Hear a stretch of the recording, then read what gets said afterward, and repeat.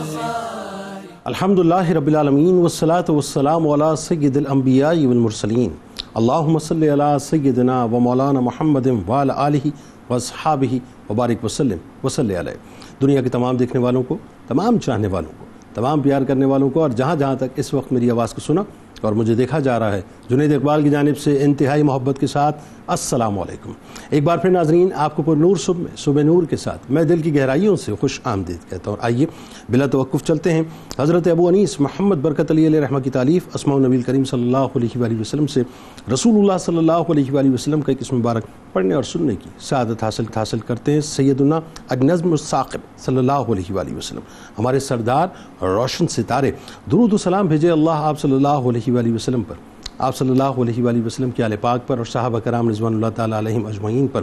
حضرت عمر فاروق رضی اللہ تعالیٰ عنہ بیان کرتے ہیں، حضور نبی کریم صلی اللہ علیہ وآلہ نے فرمایا، یعنی میرے صحابہ کی عزت کرو کہ وہ تمہارے نیک ترین لوگ ہیں۔ مزید فرمایا کہ میری امت میں سب سے بہتر میرے زمانے والے ہیں، صحابہ کرام ہیں، پھر ان کے بعد کے لوگ یعنی تابعین، اور پھر ان کے بعد کے لوگ ہیں۔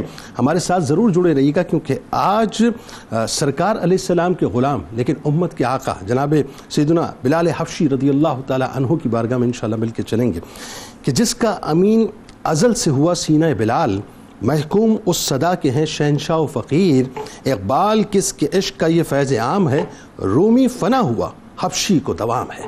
ناظرین کرام، آج اس عظیم ترین ہستی کی بارگاہ میں چلتے ہیں جہاں مقدر بھی مقدر پر نازاں ہے کہ آج سے 1450 برس پہلے مکہ پاک کی وہ سرزمین ہے جو تانبے کی طرح تپتی ہے، جس پر اگر گوشت کا ٹکڑا رکھ دیا جائے تو وہ گرمی کی شدت اور حدت کی وجہ سے بھن جائے۔ اس وقت ایک ہستی، ایک مبارک ہستی کے گلے کے اندر رسی ڈال کر اوباش نوجوان یعنی ان کو مکے کی گلیوں کے اندر پھرایا کرتے ہیں، ان پر ظلم و تشدد کی انتہا کیا کرتے ہیں۔ تشدد کے بعد ان کو لٹایا جاتا ہے، سینے پر بھاری بھرکم پتھر رکھ دیا جاتا ہے، مگر اس کے باوجود بھی شمع رسالت کے اس پروانی کی زبان اقدس سے صرف اور صرف آہد آہد کی صدائیں بلند ہوتی ہیں، اور جو اپنی ان عظیم ترین قربانیوں کے بدلے کائنات کے مالک و مختار سے یہ سند پاتے ہیں کہ اے بلال رضی اللہ تعالیٰ عنہ، جب تک یہ دنیا قائم ہے، جب تک یہ دنیا قائم ہے، یہ بات ہمیشہ یاد رکھی جائے گی کہ راہ اسلام میں اذیتیں اور تکلیفیں برداشت کرنے والے تم پہلے شخص ہو۔ کیا کیا ستم نہ ڈھائے تھے تجھ پہ امیہ نے، اقرار حق سے پھسلی نہ تیری زباں بلال، مکہ عہد عہد کی صداؤں سے گونج اٹھا، خورشید انقلاب تھا تیرا بیاں بلال، بو بکر نے خرید کے ایسے بڑھائے دام، بو بکر نے خرید کے ایسے بڑھائے دام، دولت اگر زمین ہے تو آسماں بلال۔ ناظرین کرام، بات یہ ہے کہ دنیا میں اربوں کی تعداد میں مسلمان آئے اور خدا جانے محشر تک کتنے مسلمان آئیں گے، مگر خوش بختی و خوش نصیبی کے آسمان پر، بلکہ یوں کہیے محمدی آسمان کے انتہائی حسین روشن ستارے حضرت بلال حبشی رضی اللہ تعالی عنہ ہیں، جن کے سر اقدس پر ایک ہی وقت میں کئی ایک اعزازات کا تاج سجا، جو ہر عاشق رسول صلی اللہ علیہ وآلہ وسلم کی آنکھ کے تارے ہیں، جو رسول اللہ صلی اللہ علیہ وآلہ وسلم کے بے انتہا پیارے ہیں، جو کائنات کے خزانوں کے مالک و مختار کے خزانچی ہیں، یعنی مصطفیٰ کریم صلی اللہ علیہ وآلہ وسلم کے فائنینس منسٹر ہیں، جو مؤذن رسول ہونے کے ساتھ ساتھ اس کائنات میں سب سے پہلے مؤذن ہیں، یعنی اس کائنات میں رہتی دنیا تک جتنے مؤذن آئیں گے سب کے سب آپ رضی اللہ تعالی عنہ کی اتباع کریں گے، جن کو یہ اعلیٰ ترین شرف حاصل ہوا کہ کن کی کنجی کے مالک نے خود تمام مؤذنوں کا سردار آپ کو فرمایا ہے۔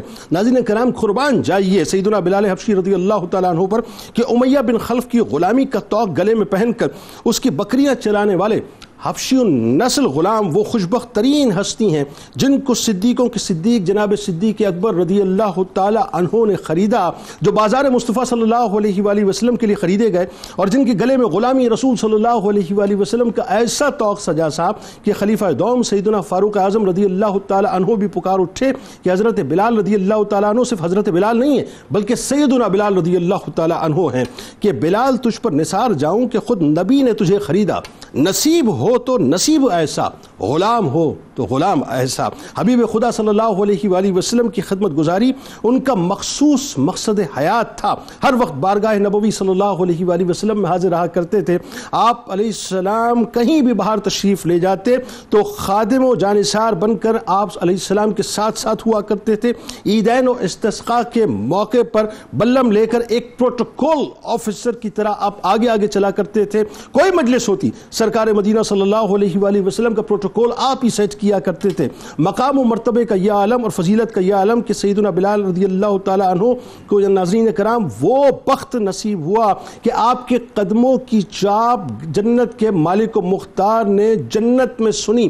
یعنی دنیا اس وقت جنت کی مشتاق ہے، تمام مسلمان جنت کی مشتاق ہیں، اور جنت بلال حبشی رضی اللہ تعالیٰ عنہ کی شوقین ہے۔ آخری بات عرض کر رہا ہوں ناظرین کہ وہ کیا منظر نامہ ہوگا صاحب، وہ کیا منظر نامہ ہوگا جس کو میں تخیل میں بیان نہیں کر سکتا، کہ جب سرور دو جہاں صلی اللہ علیہ وآلہ وسلم مکمل پروٹوکول کے ساتھ اپنی جنت میں داخل ہو رہے ہوں گے، اور کیا شان ہوگی میرے آقا و مولا صلی اللہ علیہ وآلہ وسلم کی جب جنت کے مالک و مختار اپنے ناقہ پر سوار ہوں گے، اور کیا شان ہوگی میرے آقا کے غلاموں کی جو پیچھے پیچھے چل رہے ہوں گے سرکار علیہ السلام کے اس حسین لمحے میں۔ آقا دو جہاں صلی اللہ علیہ وآلہ وسلم کی سواری کی مہار جن کے دست مبارک میں ہوگی، جو سرور دو جہاں صلی اللہ علیہ وآلہ وسلم کے محشر کے روز بھی پروٹوکول آفیسر ہونے کے فرائض انجام دیں گے، وہ کوئی اور نہیں ہوں گے بلکہ سیدنا بلال رضی اللہ تعالی عنہ ہوں گے۔ یعنی یاد رکھیے گا، ابھی جملہ ادا کرنا چاہتا ہوں کہ پروٹوکول آفیسر سب سے پہلے آتا ہے، اس کے بعد شخصیت کو بلایا جاتا ہے۔ یعنی سب سے پہلے بلال حبشی رضی اللہ تعالیٰ عنہ جنت میں قدم رکھیں گے، اس کے بعد سرکار علیہ السلام تشریف فرما ہوں گے۔ آغاز کرتے ہیں۔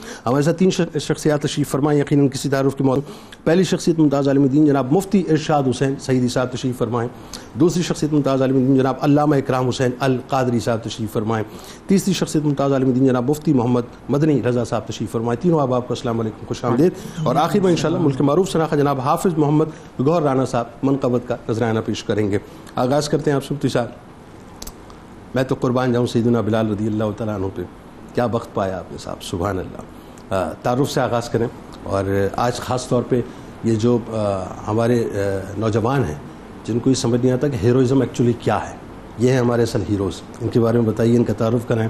پھر قبول اسلام کا کتنا حسین واقعہ ہے صاحب ان کا، وہ بتائیے۔ اور ایک اور چیز جو بڑی خاص ہے، آج ہم دین کو فار گرانٹیڈ لیتے ہیں۔ میں ایک لائن آپ کو دے رہا ہوں، اس پہ ذرا تبصرہ کیجیے گا۔ کلمہ مل گیا، فار گرانٹیڈ لیتے ہیں، لیکن جو ظلم و جبر آپ نے برداشت کیا یا آپ جیسی شخصیات نے برداشت کیا ہے، یہ انہی کا مطلب صدقہ ہے جو آج دین ہمارے تک پہنچا ہے، اور ہم اسے فار گرانٹیڈ لیتے ہیں۔ بہت شکریہ جنید بھائی، بالکل ہمیں تو دین مل گیا، مگر ہمارے ہیروز یہ ہیں جنہوں نے دین حاصل کیا، اور حاصل کرنے کے لیے انہوں نے کیا کیا قربانیاں دیں، اس کا بہترین نمونہ حضرت بلال رضی اللہ تعالیٰ عنہ کی زندگی سے بڑھ کر اور کس کی زندگی میں ہمیں نظر آئے گا۔ حضرت بلال رضی اللہ تعالیٰ عنہ کی زندگی کے حوالے سے اور آپ کے تعارف کے حوالے سے چند کلمات عرض کرنے سے قبل ایک جملہ میں یہ عرض کرنا چاہتا ہوں کہ حضرت بلال سے ہمیں یہ سبق ملتا ہے کہ انسان کو عشق رسول صلی اللہ علیہ وسلم جہاں پہنچاتا ہے وہاں نہ کوئی قبیلہ پہنچا سکتا ہے، نہ کسی خاندان کی نسبت پہنچا سکتی ہے، نہ حتیٰ کہ کوئی عمل اور محاسن اسے پہنچا سکتے ہیں جہاں تک اسے حضور تاجدار کائنات صلی اللہ علیہ وسلم کی غلامی کی نسبت پہنچا دیتی ہے۔ حضرت بلال رضی اللہ تعالیٰ عنہ، آپ کا شمار ان پہلے 7 لوگوں کے اندر ہوتا ہے جو آقا علیہ السلام کی دعوت پر لبیک کہتے ہوئے جنہوں نے اسلام قبول کیا۔ سبحان اللہ، پہلے 7 لوگ، اور اس میں روایت میں آتا ہے کہ آقا علیہ السلام کے ساتھ حضرت صدیق اکبر رضی اللہ تعالیٰ عنہ، وہ تو چونکہ قبیلہ ایسا تھا قریش کا کہ ہر کوئی آپ کے ساتھ اذیت والا سلوک نہیں کر سکتا تھا، مگر جو باقی 5 لوگ تھے جو ابتدائی طور پر اسلام لائے، ان کو اہل عرب نے، قریش کے سرداروں نے بہت اذیتیں دیں، اور ان میں بھی پھر سب سے زیادہ جنہیں ستایا گیا وہ حضرت بلال رضی اللہ تعالیٰ عنہ۔ حضرت بلال رضی اللہ تعالیٰ عنہ آپ حبشی نسل تھے، اور آپ کی والدہ حمامہ اور آپ کے والد رباح، یہ یمن اور حبشہ کے درمیان ایک آباد قبیلہ تھا۔ یہی وجہ ہے کہ آپ کے رنگ مبارک کے بارے میں بعض نے لکھا سیاہ فام اور بعض نے لکھا گندمی، تو گویا کہ آپ کا رنگ مبارک تھوڑا درمیانہ تھا، کیونکہ آپ حبشہ اور یمن کے درمیان رہنے والوں میں سے تھے، وہاں تھا، اور پھر عرب کے ایک قبیلے کی غلامی میں آ گئے، اور آپ غلام ہوئے قریش کے ظالم جابر ترین سردار امیہ بن خلف کے۔ حضرت بلال رضی اللہ تعالیٰ عنہ کی عمر مبارک کم و بیش 28 سال تھی جب آقا علیہ السلام نے بعثت کا اعلان فرمایا، اظہار نبوت فرمایا، اور اسی طرح کم و بیش 2 سال کے عرصے کے اندر ہی آپ نے اسلام قبول فرمایا۔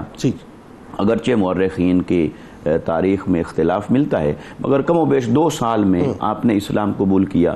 گویا جب آپ اسلام قبول کرتے ہیں تو آپ کی عمر مبارک 30 سال ہے کم و بیش، اور اس اعتبار سے آقا علیہ السلام یقیناً اسی معاشرے میں رہنے والے، اور یہ بھی اسی معاشرے میں رہنے والے، اور لگتا یوں ہے کہ آقا علیہ السلام کے اخلاق سے، آپ کے حسن و جمال سے ایک روحانی کشش چلی آ رہی تھی، اور آقا علیہ السلام اظہار نبوت کے بعد غار حرا میں تشریف فرما ہوتے تو ایک دن حضرت بلال کا وہاں سے گزر ہوا، بکریاں چرا رہے تھے اپنے آقا کی، تو بکریاں چراتے ہوئے وہاں سے گزر ہوا تو آقا علیہ السلام نے آپ کے چہرے کی طرف دیکھا، اور نگاہ نبوت تو سب کچھ دیکھنے والی تھی، حضرت بلال کو دیکھا تو آقا علیہ السلام نے دعوت رکھی اسلام کی کہ اے بلال، اسلام کے بارے میں آپ کی کیا رائے ہے؟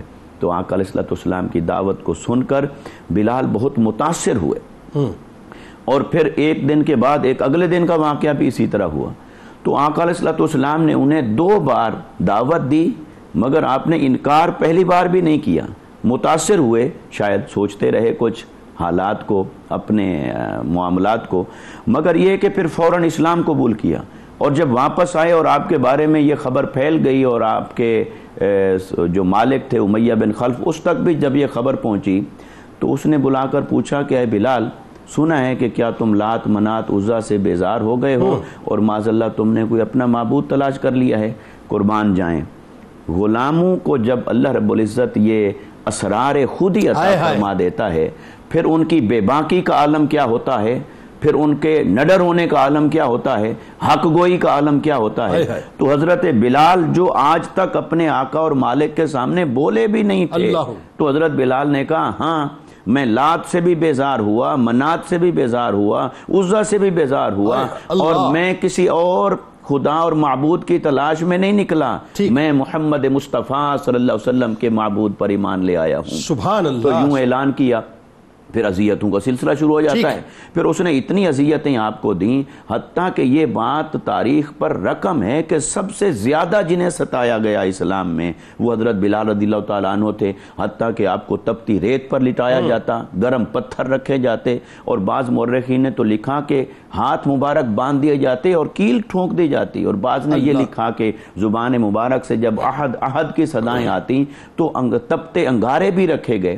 اگرچہ ان روایات کے اندر بعض کمزور ہیں، بعض قوی ہیں، مگر ان تمام سے صرف نظر کرتے ہوئے یہ بات اٹل ہے کہ جتنا اذیت آپ کو پہنچی، جتنا آپ کو ستایا گیا، وہ اپنی مثال آپ ہے۔ اور ایک تھوڑی سی بات اور کرنا چاہوں گا کہ یہ ساری اذیتوں سے آپ السابقون الاولون میں اس درجے پر شمار ہوئے کہ پھر حضرت عمر جیسی ہستی اور حضرت صدیق اکبر جیسے صحابہ کرام کس قدر تعظیم سے پیش آتے، اور کعبے کی چھت پہ چڑھ کے جب حضرت بلال نے اذان دی تو یہ پتہ چلا کہ حضور کی محبت اور غلامی انسان کو کہاں سے کہاں پہنچاتی ہے۔ آپ یہ دیکھیے نا کہ بظاہر تو سرکار مدینہ صلی اللہ علیہ وآلہ وسلم کی غلامی، لیکن ایسی غلامی کہ وہ تاجوری جو ہے کائنات میں جتنے بھی مسلمان آئیں گے، یعنی آپ سوچئے کہ ان کی آقائی آپ کو نصیب ہو گئی۔ صدیق اکبر رضی اللہ تعالیٰ عنہ پہ چونکہ ظاہر ہے وہ قبول اسلام کی بات آئی تو میں چاہتا ہوں اسی ظاہر کانٹیکسٹ میں ایک واقعہ بڑا حسین ہے، وہاں صدیق اکبر رضی اللہ تعالیٰ عنہ کا ایثار بھی نظر آتا ہے، اور آپ کے دست مبارک سے سیدنا بلال رضی اللہ تعالیٰ عنہ کی خریداری، اور میں تو یہ کہوں گا کہ بازار مصطفی صلی اللہ علیہ وآلہ وسلم کے لیے بنیادی طور پہ آپ کو خریدا کیا۔ امیہ بن خلف جیسے ظالم شخص کی غلامی سے آزاد ہو کے سرکار مدینہ صلی اللہ علیہ وآلہ وسلم کی غلامی میں آنا یہ بہت بڑا شرف تھا۔ میں چاہتا ہوں ذرا اس عشق کے پہلو پہ گفتگو کیجیے۔ بسم اللہ الرحمن الرحیم۔ سیدنا و مرشدنا حضور سیدنا بلال حبشی رضی اللہ تعالیٰ عنہ کی پاک بارگاہ میں آج ہمارا یہ خراج ہے، اللہ رب العزت قبول فرمائے۔ آمین۔ اور یہ ایک اٹل حقیقت ہے کہ ان کے جو غلام ہو گئے وقت کے امام ہو گئے. اور آج بھی یہ سیدنا و مرشدنا بلال حبشی رضی اللہ تعالیٰ عنہ ہر امت کے لیے ایک امام کی حیثیت رکھتے ہیں، اور آپ نے اپنے عمل، قول اور کردار کے ذریعے سے واقعی اپنے آپ کو امام منوایا ہے، رہبر اور رہنما منوایا ہے. بڑی خوبصورت انداز میں مفتی ارشاد صاحب نے قبلہ نے ابتدائی باتیں اور آپ کے تعارف کے حوالے سے ذکر کی ہیں. اور یہاں جب ہم حضرت سیدنا بلال حبشی رضی اللہ تعالیٰ عنہ کے آزادی کے واقعے کی جانب جب ہم نظر کرتے ہیں تو جہاں ان کی اپنی ذات کی فضیلت تو واضح ہوتی ہی ہے، بلکہ اس کے ساتھ ساتھ جو دوسری شخصیت جڑ جاتی ہے وہ ہم سب کے آقا و مولا جناب سیدنا صدیق اکبر رضی اللہ تعالیٰ عنہ کی ذات والا. سبحان اللہ. انہوں نے اپنی ایثار، اپنی رقیق القلبی اور اپنی جو جانثاری کی کیفیات ہیں اور مال قربان کرنے کی اور خرچ کرنے کی جو ان کے جذبے ہیں، ان کی جو مثال پیش کی وہ اپنی مثال آپ. امیہ بن خلف جیسا ظالم، جابر اور ظلم و ستم میں مشہور اور معروف کہ اپنے غلاموں پر ایسے مظالم کرتا ہے کہ جس کو دیکھ کر آسمان بھی دنگ رہ جائے اور زمین بھی لرز جائے، اس ایسے ظالم شخص سے ایک ایسے غلام کو آزاد کروانا کہ جو غلام خریدنے والے کے لیے دنیا کے اعتبار سے کوئی فائدہ نہیں رکھتا، لیکن بلال حبشی رضی اللہ تعالیٰ عنہ کے دل میں جو ایمان کی شمع روشن ہے اس کی اگر قیمت جاننی ہے تو وہ جناب صدیق اکبر سے جانی جائے کہ وہ سیاہ فام غلام کے دل میں موجود ایمان کی قدر و قیمت کا عالم کیا ہے. وہاں دولت زمین ہے، بلال آسمان ہے. سبحان اللہ. حضرت سیدنا صدیق اکبر رضی اللہ تعالیٰ عنہ کا اکثر یہ معمول رہا کہ آپ جب امیہ بن خلف کے علاقے سے گزرتے تھے تو آپ دیکھتے کہ مستقل بلال حبشی پر ظلم و ستم ہے. آپ دل میں بڑے پریشان ہوتے اور تکلیف میں رہتے، اسے اکثر و بیشتر اس بات سے منع کرتے، لیکن وہ اپنے اس ظلم سے کبھی بھی باز نہیں آتا. اور بالآخر ایک دن جب حضرت صدیق اکبر رضی اللہ تعالیٰ عنہ نے اس سے یہ کہا کہ تمہیں اگر یہ غلام اتنا ہی برا ہے تو اسے بیچ کیوں نہیں دیتے، تو اس نے جواب میں یہ کہا کہ اگر تمہیں اتنا ہی محبوب ہے تو خرید کیوں نہیں لیتے. اس پر جناب صدیق اکبر رضی اللہ تعالیٰ عنہ نے کہا لگاؤ جو قیمت لگانی ہے، میں خریدنے کو تیار ہوں. تو مختلف روایات ہیں، حضور غابہ نے اس میں 5، 7، 9 اور 40 اوقیہ بھی ذکر کیا ہے، یعنی دراہم کی مختلف تعداد بنتی ہیں جا کر. تو اس پر آپ نے انہیں خرید لیا.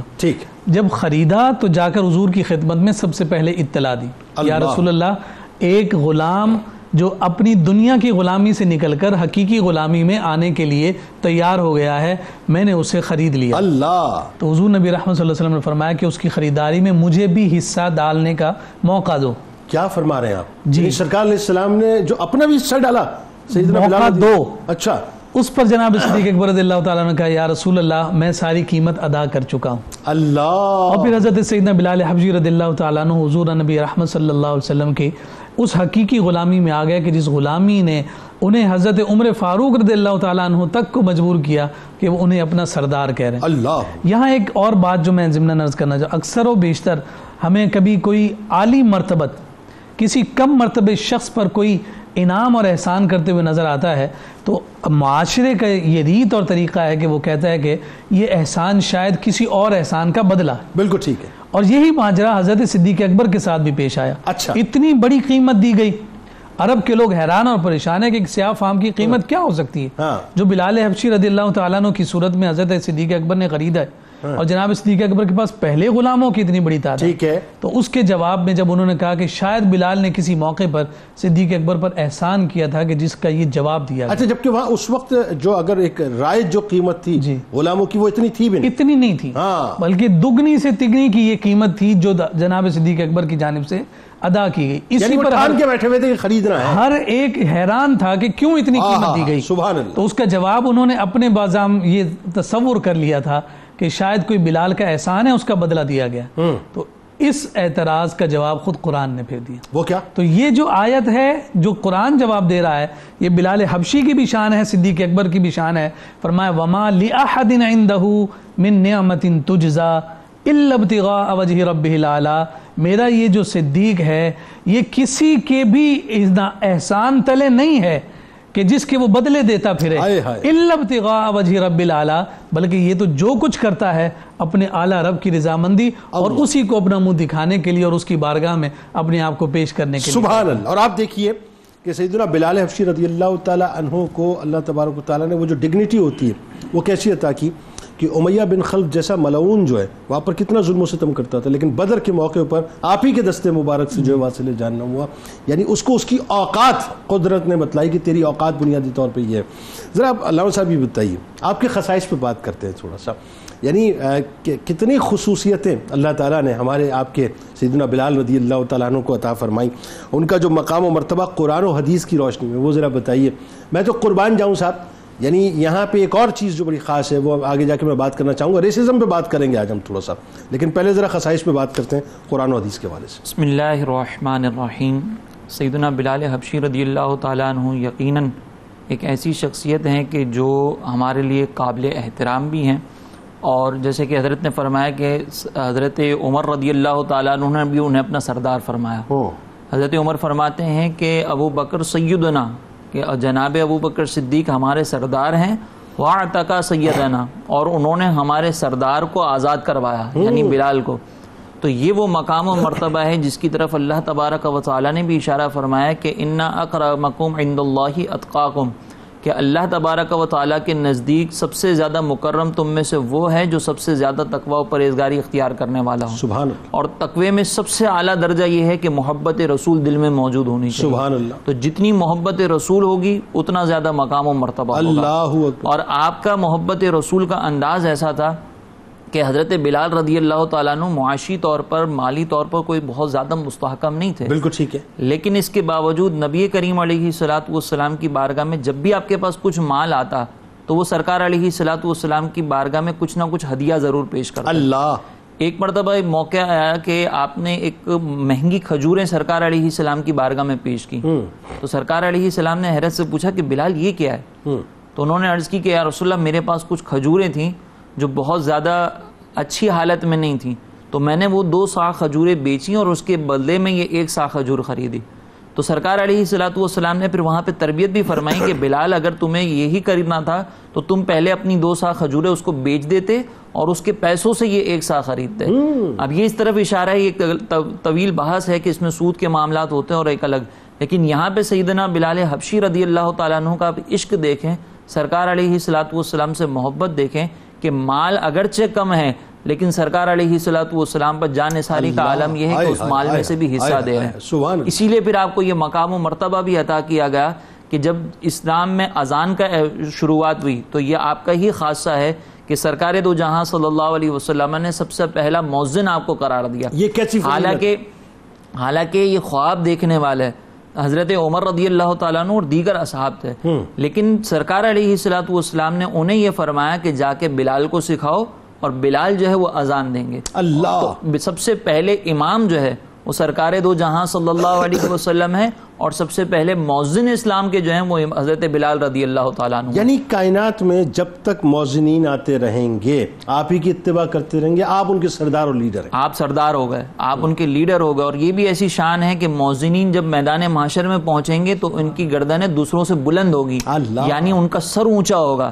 تو اور ان اونچے سر والوں میں سردار کون ہوں گے؟ سیدنا بلال حبشی رضی اللہ تعالیٰ عنہ۔ اب آپ یہ غور کریں نا کہ یہ کیسی فضیلت ہے کہ ایک غلام ہے، اسلام نے اس کو محبت رسول کی وجہ سے کیا مقام و مرتبہ عطا فرمایا کہ میدان محشر میں اونچے سروں والوں کے سردار ہیں۔ سبحان اللہ۔ ایک اور بات بتائیے، ایک اور بات آپ کنٹینیو کیجئے، لیکن ایک اور بات بتائیے کہ دنیا کے خزانوں کی چابیاں سرکار مدینہ صلی اللہ علیہ وسلم کے دست مبارک میں، اور سرکار علیہ السلام کے خزانوں کی چابیاں سیدنا بلال حبشی رضی اللہ تعالیٰ عنہ کے دست مبارک میں، آپ کو اپنا فائننس منسٹر بنایا، اپنا خزانچی بنایا، یہ کیسی فضیلت ہے؟ یہ سرکار دو جہاں صلی اللہ علیہ وسلم کا انتہا درجے کا اعتماد ہے کہ آپ سرکار علیہ الصلاۃ والسلام خود صادق و امین ہیں، اور پھر جس پر اعتماد کر رہے ہیں اس کے بھی مقام و مرتبے کا آپ عالم دیکھیں کہ فائننس ایک ایسا موقع ہوتا ہے کہ جہاں پر جس کے دل میں کوئی نقص موجود ہوتا ہے نا، کوئی قباحت موجود ہوتی ہے تو وہ فائننس کے معاملات میں گڑبڑ کرتا ہے، لیکن سیدنا بلال حبشی رضی اللہ تعالیٰ عنہ کی شخصیت ایسی ہے کہ آپ کو سرکار دو جہاں صلی اللہ علیہ وسلم نے فائننس منسٹر بنایا۔ آخر میں ایک اور چیز کہ جب سیدنا بلال حبشی سرکار دو جہاں صلی اللہ علیہ وسلم کی بارگاہ میں جلوہ افروز تھے اور دیگر اصحاب بھی موجود تھے جو غریب صحابہ تھے، تو کفار کے کچھ رؤسا ہے تو انہوں نے نبی کریم علیہ السلام سے فرمایا کہ آپ یہ چاہتے ہیں کہ ہم ان کے ساتھ آپ اسلام قبول کریں؟ یہ تو غریب لوگ ہیں، اپنے مفاد کے لیے آپ کے ساتھ بیٹھے ہیں. حضرت سلمان فارسی موجود تھے، حضرت صہیب رومی موجود تھے. جی تو اس پر سے انہوں نے کہا کہ ہمیں یہ تو آپ سے صرف مال کی محبت میں آپ کے پاس جمع ہے، اللہ کی رضا پیش نظر نہیں ہے. تو فوراً اللہ تعالیٰ نے جبریل کو حکم دیا اور سرکار علیہ الصلوۃ والسلام پر یہ وحی نازل ہوئی کہ وَلَا تَطْرُدِ الَّذِينَ يَدْعُونَ بِالْغَدَاةِ وَالْعَشِيِّ يُرِيدُونَ وَجْهَهُ، کہ اے حبیب آپ اپنے پاس سے، اپنے گرد سے ان لوگوں کو دور نہ کیجئے جو اپنے رب کو صبح و شام پکارتے ہیں اور اللہ کی رضا میں پکارتے ہیں. تو اللہ تبارک و تعالی نے خود ان غربا کی، ان مسکینوں کی ایک فضیلت بیان کی کہ یہ بڑے اخلاص والے لوگ ہیں، اور یہ جو ان پر تنقید کر رہے ہیں یہ قابل قبول نہیں ہے کہ آپ ان کو ہٹائیں اور ان کو اپنے قریب لے کر آ جائیں. بالکل ٹھیک ہے. ناظرین ہمارے ساتھ رہیے. سیدنا بلال حبشی رضی اللہ تعالیٰ عنہ کی بارگاہ میں ہدیہ عقیدت پیش کر رہے ہیں، اور لوٹ کے انشاءاللہ گفتگو کا آغاز کریں گے کہ سرکار مدینہ صلی اللہ علیہ وآلہ وسلم سے جو ایک خاص عشق حضرت بلال حبشی رضی اللہ تعالیٰ عنہ کا تھا وہ کیا تھا، اور آج دنیا جس انداز سے ریسزم کی طرف بڑھ رہی ہے، اور ظاہر بڑھ چکی ہے، وہاں تو ان کی روٹس میں، ان کی سوسائٹی کی روٹس میں ریسزم جو ہے سرائیت کر گیا ہے. میرے آپ کی سرکار نے 1450 برس پہلے کیا درس دیا اس پہ بات کریں گے. آئیے درود پاک کا نذرانہ پیش کرتے ہیں. سیدنا علی و سیدتنا فاطمہ و سیدتنا زینب و سیدنا زینب و سیدنا حسن و سیدنا حسین وعلی وصحبه وبارك وسلم. تو جناب ایک بار پھر میں آپ کو خوش آمدید کہتا ہوں. سیدنا بلال حبشی رضی اللہ تعالیٰ عنہ کی بارگاہ میں ہم ہدیہ عقیدت پیش کر رہے ہیں. ناظرین کرام آپ یہ دیکھیے آج دنیا اس مسئلے کے اندر کتنی الجھی ہوئی ہے، کتنی الجھی ہوئی. یعنی آپ کو یاد ہوگا کہ کچھ برس پہلے ہی یہ جو امریکہ کے اندر ایک واقعہ ہوا کہ ایک پولیس والے نے جو ہے ایک حبشی النسل کو جو ہے وہ اپنا مار دیا. چند سیکنڈز کا سارا کھیل تھا. وہاں کتنا بڑا موب اٹھا اور پھر اس کے بعد جو ہے کتنی مخالفت اس پہ ہوئی اور کتنے مظاہرے ہوئے. یعنی دنیا آج بھی جو ہے آج بھی اس مسئلے کو حل نہیں کر پائی کہ یہ کالے گورے کا فرق کیا ہے، یہ چھوٹی ذات، یہ نچلی ذات، یہ اونچی ذات، یہ کیا ہوتی ہے. دنیا آج تک اس مسئلے کو حل نہیں کر پائی. لیکن قربان جائیے، یعنی آج بھی دیکھیں آپ ریسزم کے حوالے سے پوری دنیا میں کانفرنسز ہوتی ہیں. مغرب تو اس کا بہت شکار ہے، بے انتہا شکار ہے. یعنی ان کی سوسائٹی میں جو آپ یوں کہیے کہ جو گہرے رنگ والے لوگ ہیں ان کے خلاف تو باقاعدہ جو ایک نفرت آمیز انداز ہے کہ وہاں کالجز بھی ان کے مختلف ہیں، ان کی یونیورسٹیز بھی مختلف ہیں، ان کے ہاسپٹلز بھی مختلف ہیں. یعنی آپ کو یاد ہوگا یہی ہندوستان ہے، اس ہندوستان کے اندر پری پارٹیشن جو ہے اس کے واقعات ہیں کہ blacks and dogs are not allowed, مطلب یہ لکھا ہوتا تھا باقاعدہ بورڈز کے اوپر. آج بھی وہ پریویل کرتی ہے سوچ. لیکن سرکار مدینہ صلی اللہ علیہ وآلہ وسلم نے 1450 برس پہلے حبشی النسل غلام کو، سیدنا بلال حبشی رضی اللہ تعالیٰ عنہ کو اپنی دعوت رحمت سے جوڑ کر اپنے سایہ رحمت میں لینے کے بعد دنیا کو یہ پیغام دے دیا کہ اسلام کے نزدیک ریسزم کا کوئی تصور نہیں، کوئی کالا نہیں، کوئی گورا نہیں. جو مصطفیٰ کریم صلی اللہ علیہ وسلم کے دامن میں آ گیا وہ امت کا آقا بن گیا. آئیے جی وہیں سلسلے کو جوڑتے ہیں کہ یہ جو عشق رسول صلی اللہ علیہ وآلہ وسلم سیدنا بلال حبشی رضی اللہ تعالیٰ عنہ کا اور سرکار علیہ السلام کی جو آپ پر شفقتیں ہیں وہ ایسی کمال نصاب کے رہتی دنیا تک ایک مثال ہے. اور ریسزم پہ بھی ضرور بات کیجیے گا. بہت خوبصورت آپ نے سوال اٹھایا اور یہ بہت ریلیونٹ ہے. ریسزم کی اس کی اگینسٹ بہترین تھیوری بھی اسلام نے دی ہے، بالکل ٹھیک، اور بہترین ایکشن اور پریکٹس وہ بھی اسلام ہی سے ہمیں نظر آتی ہے. بالکل. آج دنیا اس کے اوپر جتنا بات کرتی ہے، بعض لوگ اسے پولیٹکس کے لیے یا اپنے کریڈٹ کے لیے بیان کرتے ہیں، مگر حقیقت میں انسانوں کو مساوات عطا کرنا یہ صرف اور صرف آقا علیہ الصلوۃ والسلام کے در کی خیرات. بالکل. آقا علیہ الصلوۃ والسلام نے جہاں خطبہ حجۃ الوداع میں یہ فرمایا کہ کسی گورے کو کالے پر، کالے کو گورے پر، کسی کو کسی پر کوئی فضیلت نہیں سوائے عمل کے اور تقویٰ کے، اسی طرح آقا علیہ الصلوۃ والسلام نے اپنے عمل مبارک سے اس کو ثابت کر کے دکھایا. اور حضرت بلال حبشی رضی اللہ تعالیٰ عنہ آپ کی ذات کے ساتھ یہ جو مساوات ہے، بلکہ مساوات سے بھی اگلی بات کیجئے کہ آقا علیہ السلام نے ان کو کتنا نوازا. صرف دوسروں کے برابر نہیں رکھا، بلکہ ان کو ان کے تقوی کی وجہ سے، اخلاص کی وجہ سے، عشق کی وجہ سے آقا علیہ السلام نے دوسروں پر فوقیت عطا فرمائی اور اتنی فضیلت سے نوازا کہ آج تک کائنات دنگ ہے کہ سیاہ فام غلام آقا علیہ السلام کی غلامی میں آ کر عظمت کے کتنے مدارج طے کر جاتا ہے اور رہتی دنیا تک لوگ انہیں آئیڈیالائز کرتے ہیں کہ یہ ہیں حضرت بلال. ایک جملہ ادا کروں اگر اجازت دیں؟ جی. بلا تمثیل آج کسی کاؤنسلر کا، کسی منسٹر کا، گورنر کا، سی ایم کا، پرائم منسٹر کا کوئی سیکیورٹی گارڈ ہوگا نا جو پہلے آئے گا، بڑے تمکنت کے ساتھ آتا ہے کہ میں منسٹر کا سیکیورٹی گارڈ ہوں، پرائم منسٹر کا. سرکار علیہ السلام کے جو سیکیورٹی گارڈ ہوں، جو چوبدار ہوں، جو بلم لے کر سرکار علیہ السلام کے آگے آگے چلتے ہوں، ذرا سوچیے ان کا مقام اور مرتبہ کیا ہوگا. وہی تو آقا علیہ السلام نے فرمایا ایک دن، فرمایا کہ جنت میں سب سے پہلے بلال داخل ہوں گے. تو صحابہ کرام حیران ہوئے، عرض کی یا رسول اللہ صلی اللہ علیہ وسلم آپ؟ فرمایا میری اونٹنی کی مہار بلال کے ہاتھ میں ہوگی. تو حضرت بلال رضی اللہ تعالیٰ عنہ کو گویا آقا علیہ السلام نے صرف مقامات نہیں، فوقیت اور فضیلت عطا فرمائی، وہ ان کے کردار کی وجہ سے، ان کے اخلاص کی وجہ سے. عشق رسول پہ بات کی اور عشق رسول کی طرف دیکھیے، قرآن مجید نے ارشاد فرمایا وَإِذَا قِيلَ لَهُمْ آمِنُوا كَمَا آمَنَ النَّاسُ قَالُوا أَنُؤْمِنُ كَمَا آمَنَ السُّفَهَاءُ أَلَا إِنَّهُمْ هُمُ السُّفَهَاءُ. قرآن کہتا ہے کہ ایک طبقہ ایسا پیدا ہو گیا تھا منافقین کا کہ جب انہیں کہا جاتا بھی تم کس ایمان کی بات کرتے پھرتے ہو، ایمان لانا ہے تو دوسرے لوگوں کی طرح ایمان لاؤ، صحابہ کرام کی طرح ایمان لاؤ، تو وہ جواب دیتے تھے کہ کیا ہم معاذ اللہ ان بے وقوفوں کی طرح ایمان لائیں؟ اللہ رب العزت نے فرمایا خبردار تم ہی بے وقوف ہو. سوال پیدا ہوتا ہے کہ منافقین نے صحابہ کرام کو من جملہ یہ الزام کیوں لگایا ہوگا کہ یہ تو بے وقوف ہیں؟ کیا وہ سارے معاذ اللہ دنیاوی اعتبار سے بے وقوف تھے؟ تو کچھ تو ایسا تھا صحابہ کرام کی زندگیوں کے اندر جن کو انہوں نے اپنے عقل کے پیمانے پر، کسوٹی پر پرکھا اور کہا کہ یہ بے وقوفی ہے. تو وہ کیا تھا؟ وہ صحابہ کرام کا عشق تھا، وہ صحابہ کرام کا جنون تھا، وہ وارفتگی تھی جو ان کو سمجھ نہیں آتا. جب وہ دیکھتے ان بے وقوفوں کو نہیں سمجھ آ رہا تھا بات جو ان قرآن نے کہہ دیا کہ یہی بے وقوف ہے. جب وہ دیکھتے کہ آقا علیہ السلام کے بال مبارک اگر حدیبیہ میں کاٹے جا رہے ہیں تو وہ بھی سنبھالے جا رہے ہیں، آپ کا لعاب مبارک اور وضو مبارک کا پانی بھی سنبھالا جا رہا ہے اور اسے برکت کے طور پر استعمال کیا جا رہا ہے. تو یہ جو مظاہر عشق ہیں، مظاہر جنون ہیں، مظاہر محبت ہیں، یہ انہیں لگتا تھا بے وقوفی. اور قرآن نے کہا ایمان تو یہی ہے، ایمان لانا ہے تو بلال جیسا لاؤ.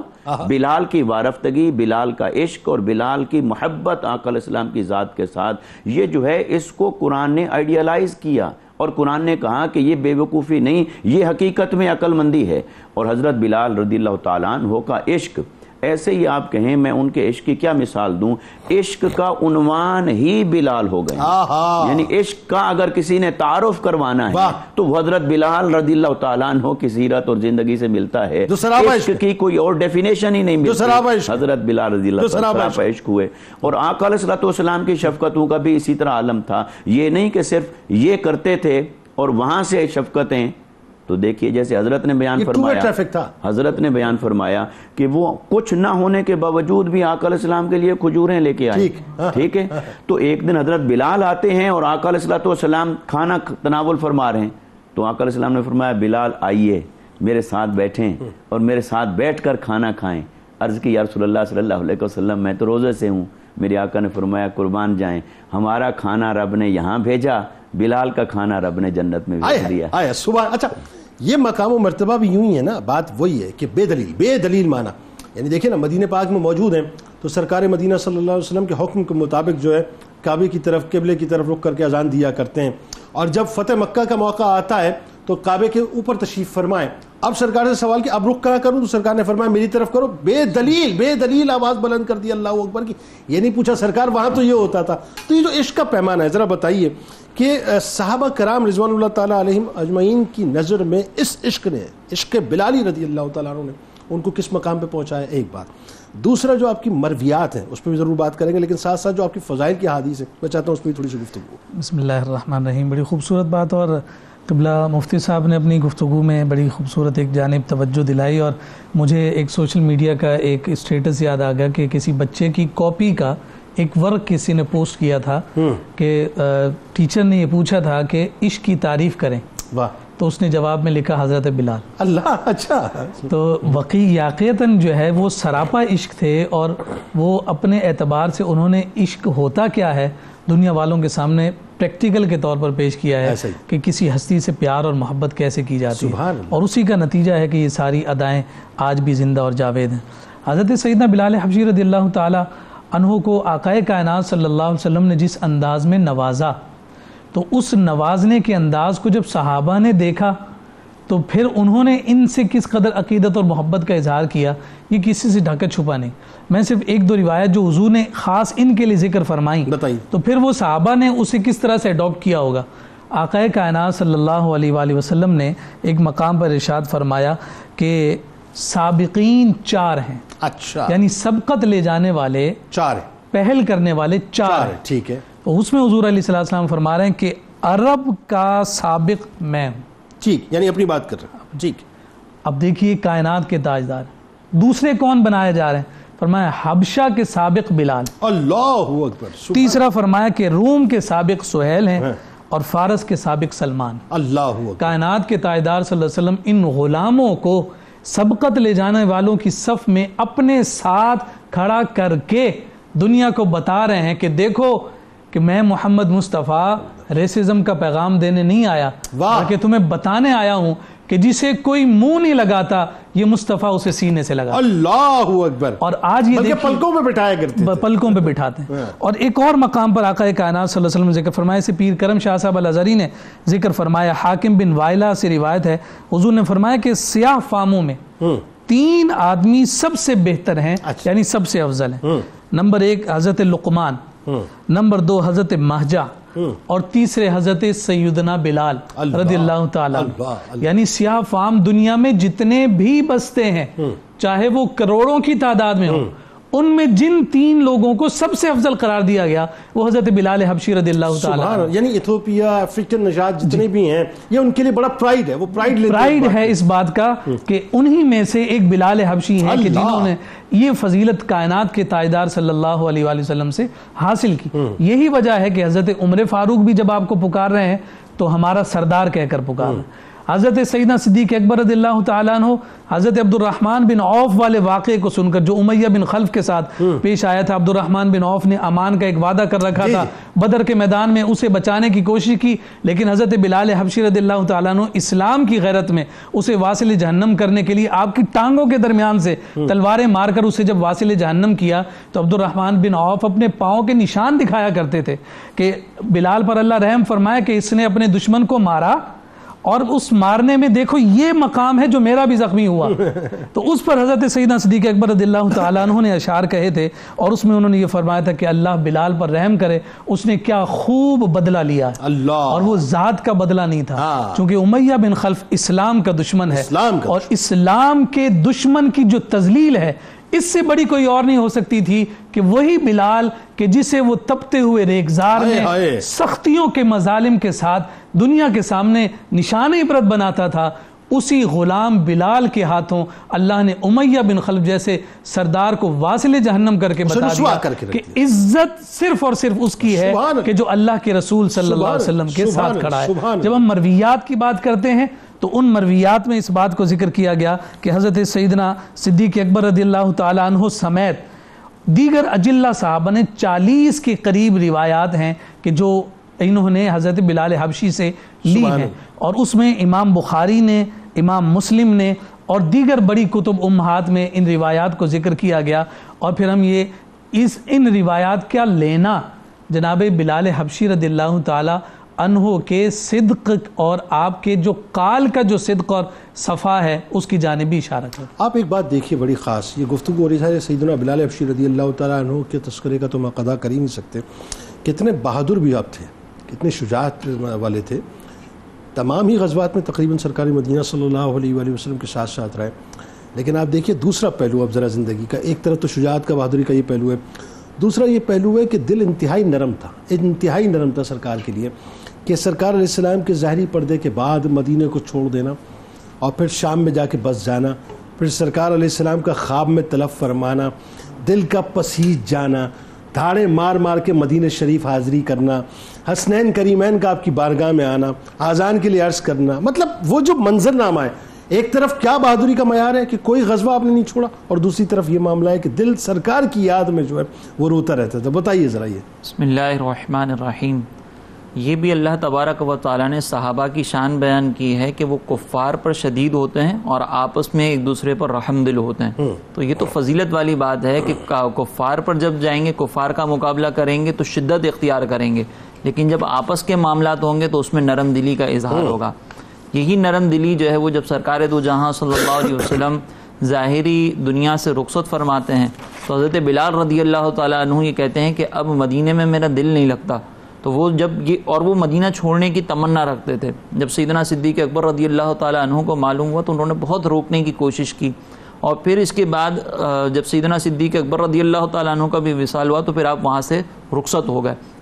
اب آپ جب حلب میں جا کر قیام فرماتے ہیں تو 6 ماہ کا عرصہ ہی گزرا تھا کہ سرکار علیہ الصلوۃ والسلام خواب میں تشریف لائے اور سرکار نے فرمایا کہ بلال بہت عرصہ ہو گیا ہم سے ملنے نہیں آؤ گے. اب جب آپ نے یہ خواب دیکھا نا تو سرکار علیہ الصلوۃ والسلام کی بارگاہ سے یہ جملے سننے کے بعد صبح اٹھتے ہی اپنا گھوڑا تیار کیا اور فوراً روانہ ہو گئے. اور جب مدینہ طیبہ پہنچے تو وہاں پر سرکار علیہ الصلوۃ والسلام کو ہر جگہ تشریف ڈھونڈنے لگے، تلاش کرنے لگے کہ سرکار علیہ السلام نے تو مجھے کہا تھا ملنے کے لیے آؤ، لیکن سرکار تو یہاں موجود نہیں ہے. پھر بالآخر سرکار علیہ السلام کی قبر انور پر جاتے ہیں اور وہاں پر زارو قطار رونا شروع کر دیتے ہیں کہ یا رسول اللہ آپ کا یہ غلام حاضر ہو گیا ہے، آپ نے فرمایا تھا کہ ملاقات کے لیے آ جاؤ، اب تو میں آ چکا ہوں. اب آپ کا یہ سوز کا عالم تھا مدینہ طیبہ میں معلوم ہو گیا کہ وہی مؤذن جو ہمیں سرکار دو جہاں صلی اللہ علیہ وسلم کے دور میں اذان سنایا کرتے تھے آج یہ آ چکے ہیں، تو کیوں نہ ہم ان کی بارگاہ میں التجا کریں. یہاں بات ذرا سے روکیں، وہ منظر نامہ بھی پیش کر دیں کہ قبر اطہر سے آپ اپنا رخ انور لگا کے روتے تھے. یعنی آپ سوچئے سرکار علیہ السلام کی قبر انور سے آپ کو کتنا پیار تھا کہ اپنا رخ انور لگا کے رخ انور لگا کے رو رہے ہیں، سرکار علیہ السلام سے التجا کر رہے ہیں کہ یا رسول اللہ آپ کا غلام حاضر ہو گیا ہے، آپ نے ملاقات کے لیے فرمایا ہے. اب مدینہ طیبہ میں جب یہ خبر پھیلتی ہے کہ مؤذن رسول آ چکے ہیں اور ہمیں وہ اذان سنائیں گے تو ہمیں اس دور کی یاد آ جائے گی، تو لوگ آ کر آپ سے عرض کرتے ہیں کہ حضرت ہمیں وہ اذان سنا دیں جو آپ سرکار علیہ الصلوۃ والسلام کے دور میں سنایا کرتے تھے. تو حضرت بلال نے کہا کہ میں وہ اذان نہیں سنا سکتا، کیونکہ جب میں اشہد ان محمد رسول اللہ کہتا تھا تو اس مقام کو دیکھتا تھا جہاں پہ سرکار علیہ الصلوۃ والسلام جلوہ افروز ہوتے تھے. آج جب میں اس مقام کو دیکھوں گا وہاں کوئی موجود نہیں ہوگا تو میں کیسے اس اپنے آپ کو برداشت کر سکوں گا، اس لمحے کو برداشت کر سکوں گا. لیکن کچھ صحابہ نے یہ مشورہ دیا کہ جا کر حضرت حسنین کریمین رضی اللہ تعالیٰ عنہ کو بلائیں، وہ جب کہیں گے تو حضرت بلال وہی ہیں، انہی کی بات کائنات مانتی ہے، انہی کی بات مانیں گے. اب حضرت حسن رضی اللہ تعالیٰ عنہ، امام حسن جب وہاں پر تشریف فرما ہوتے ہیں تو حضرت بلال کا ہاتھ پکڑ کے کہتے ہیں کہ آپ ہمیں وہ اذان سنائیں نا جو نانا جان کے دور میں سناتے تھے. اب حضرت بلال انکار نہیں کر سکتے تھے، حضرت بلال نے وہ اذان دینا شروع کی. اب جب اذان دینا شروع کی تو مورخین نے یہ بیان کیا کہ وہ سما بن گیا کہ گویا کہ سرکار علیہ الصلوۃ والسلام کا دور واپس آ گیا، اور ایک عجیب کیفیت طاری ہو گئی لوگوں پر. حضرت بلال رضی اللہ تعالیٰ عنہ جب اللہ اکبر کہتے لوگوں کا عشق بڑھ جاتا.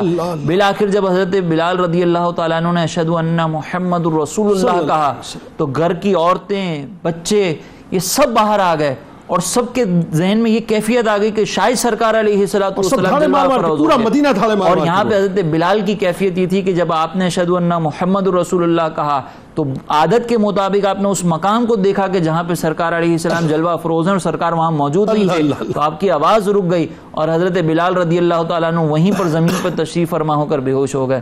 یہ سرکار علیہ الصلوۃ والسلام کے دور کی وہ یاد تھی. اور پھر اس کے بعد حضرت بلال رضی اللہ تعالیٰ عنہ جب ہوش میں آئے تو آپ نے کہا کہ اب مجھ سے یہاں ایک لمحہ بھی نہیں روکا جائے گا، اور پھر آپ واپس جا کر حلب میں تشریف فرما ہو گئے اور اپنے وصال مبارکہ تک آپ وہیں پر جلوہ افروز رہے. اور بالآخر 60 ہجری کے اندر آپ کی وفات ہوئی. یہاں پہ کسی نے آپ کے لیے بڑے زبردست کلمات ادا فرمائے، بڑی زبردست بات کہی کہ ادائے دید سراپا نیاز تھی تیری، کسی کو دیکھتے رہنا نماز تھی تیری، ازاں ازل سے تیرے عشق کا ترانہ بنی، نماز اس نظارے کا ایک بہانہ بنی. خوشا وہ وقت کہ طیبہ مقام تھا اس کا، خوشا وہ دور کے دیدار عام تھا اس کا کہ سرکار علیہ الصلوۃ والسلام کے دور میں صحابہ کرام کا انداز یہ تھا کہ وہ سرکار علیہ الصلوۃ والسلام کو دیکھتے تھے، سرکار کو دیکھ کر بعض اوقات نماز ادا کیا کرتے تھے۔ آپ دیکھیں کہ سرکار علیہ الصلوۃ والسلام کے دور میں نماز ادا کی جاتی تھی تو صحابہ یہ بتاتے ہیں کہ سرکار جب تلاوت کرتے تھے تو آپ کی داڑھی مبارکہ ہلتی تھی، تو کسی کو دیکھتے رہنا نماز تھی تیری۔ یہ ہمارے آقا علیہ الصلوۃ والسلام کی غلامی اور یہ مقام و مرتبہ سیدنا بلال رضی اللہ تعالیٰ عنہ کا۔ بہت شکریہ آپ تینوں احباب کا تشریف لائے۔ اللہ کرے اللہ کرے اللہ کرے اللہ کرے اللہ کرے اللہ کرے کہ اللہ تبارک و تعالیٰ ہمیں عشق بلالی رضی اللہ تعالیٰ عنہ کا تھوڑا سا بھی اگر حصہ دے دے، یقین مانیے ہماری دنیا تو بن جائے گی صاحب، لیکن آخرت میں ہمیں کیا ملے گا ہم تصور بھی نہیں کر سکتے۔ اپنے بچوں کو، خدا کا واسطہ اپنے بچوں کو عشق بلالی گھول کر پلائیے۔ حضرت بلال رضی اللہ تعالیٰ عنہ یہ ان جیسی ہستیوں کا عشق گھول کر پلائیے، یہی دنیا میں کامیابی کا راز ہے، یہی آخرت میں کامیابی کا راز ہے۔ کتاب الشفا آنکھوں کی حفاظت کا عمل آپ کو بتلاتے ہیں کہ ہر فرض نماز کے بعد 11 بار اللہ تعالیٰ کے اسم گرامی یا نور پڑھ کر ہاتھوں پر دم کر کے آنکھوں پر پھیر لینے سے آنکھیں ہر قسم کی تکلیف سے محفوظ رہتی ہیں انشاءاللہ۔ اول و آخر درود پاک لازمی پڑھیے گا۔ حضور غوث الاعظم دستگیر حضرت شیخ عبد القادر جیلانی رضی اللہ تعالیٰ عنہ کا قول مبارک ہے کہ اپنا سب کچھ اللہ اور اس کے پیارے رسول صلی اللہ علیہ وآلہ وسلم کے حوالے کر دو، اللہ تعالیٰ سب کو آپ کی خدمت پر مامور کر دے گا۔ روزنامہ 92 نیوز میں آج مضمون ضرور پڑھیے گا۔ صلی اللہ علیہ وسلم حضرت سیدنا بلال حبشی رضی اللہ تعالیٰ عنہ کے حوالے سے ٹویٹر پہ ہمیں ضرور فالو کیجیے گا، فیس بک پیج کو لائک کیجیے گا، یوٹیوب چینل کو ضرور سبسکرائب کر کے بیل آئیکن کو کلک کر لیجیے گا۔ معروف شناختہ جناب حافظ محمد گوہر رانا صاحب موجود ہیں، آپ کو خوش آمدید، السلام علیکم۔ منقبت کا نذرانہ پیش کروائیں گے، لیکن اس سے پہلے جاتے جاتے تجدید عہد وفا ضرور کریں گے، مل کر کریں گے۔ آپ وہاں موجود ہیں، یہاں موجود ہیں، روح سے کریں گے۔ لا یؤمن احدکم حتی اکون احب الیہ من والدہ وولدہ والناس اجمعین۔ اللہ تعالیٰ آپ کا، ہمارا، ہم سب کا، پاکستان کا اور امت مسلمہ کا حامی و ناصر ہو۔ پاکستان کا مطلب کیا؟ لا الہ الا اللہ محمد رسول اللہ صلی اللہ علیہ وسلم۔ پایا بلند مرتبہ حضرت بلال نے، پایا بلند مرتبہ حضرت بلال نے، ہے تمغہ عشق میں لیا حضرت بلال نے، ہے تمغہ عشق میں لیا حضرت بلال نے، ہر جبر کو تھی مات دی صبر کمال سے، ہر جبر کو تھی مات دی صبر کمال سے، پس پاتا کفر کر دیا حضرت بلال نے، پس پاتا کفر کر دیا حضرت بلال نے، کوڑے برستے رہتے وہ کہتے احد احد، کوڑے برستے رہتے وہ کہتے احد احد، لے دعائے مصطفیٰ حضرت بلال نے، لے دعائے مصطفیٰ حضرت بلال نے، ساجد انہیں حضور کی قربت عطا ہوئی، ساجد انہیں رسول کی قربت عطا ہوئی، قسمت کو یوں جگا لیا حضرت بلال نے، ساجد انہیں رسول قربت عطا ہوئی، قسمت کو یوں جگا لیا حضرت بلال نے، پایا بلند مرتبہ حضرت بلال نے۔ اللہم وعلا آلہ وصحبہ وبارک وسلم۔